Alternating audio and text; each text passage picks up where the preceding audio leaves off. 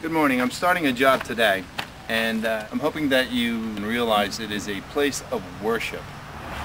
Whenever a homeowner, a building owner needs an estimate, you have to make a decision on what kind of contractor or the contractor that you want to use.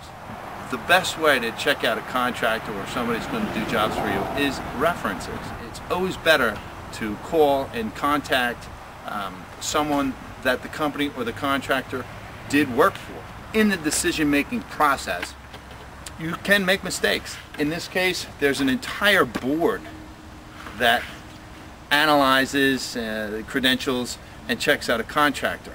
Unfortunately, they made a bad decision originally back in the summertime on the contractor they decided to go with.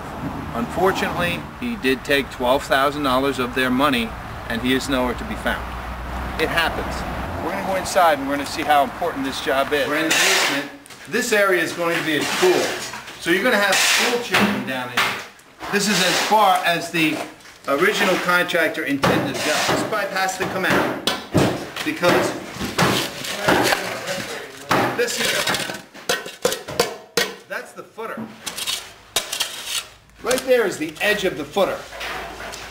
This trench has to go down to the bottom of the footer here, which means more concrete has to be broken out and the trench has to be dug at least this wide. The mortar joints in the block have not been drilled out. And it's imperative that whenever you're drilling out weep holes, you get to the mortar joint. Okay, whenever I do estimates, there's a common question that comes up.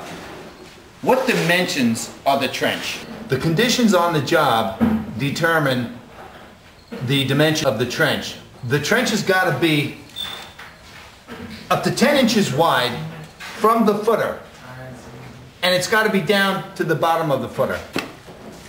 This footer is extra wide.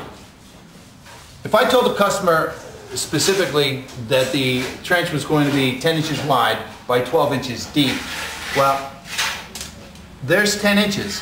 It doesn't even pass the footer. The dimensions of this trench are roughly 21 inches by about 14, roughly 14. On any job has got to make a call.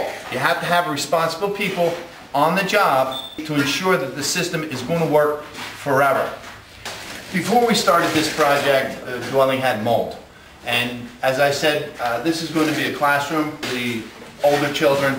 The next room is going to be another classroom. We have to absolutely make certain that there's never going to be any mold in here. Now, the entire building has been sprayed down with a mold detergent, killing all the existing mold, and the mold has been cleaned off. The paint on the walls is a microbial sealant. Mold or fungus is not going to be able to penetrate this paint. Condensation can occur if you have a finished basement or a finished wall with insulation in it. You've got heat here, and then you have a cold wall. Condensation can build up on it. For that purpose, we use a poly wall shield. And this is going to be attached to the wall and it's going to be tucked behind what we call a mirror drain. And this will prevent it from building up on the blocks.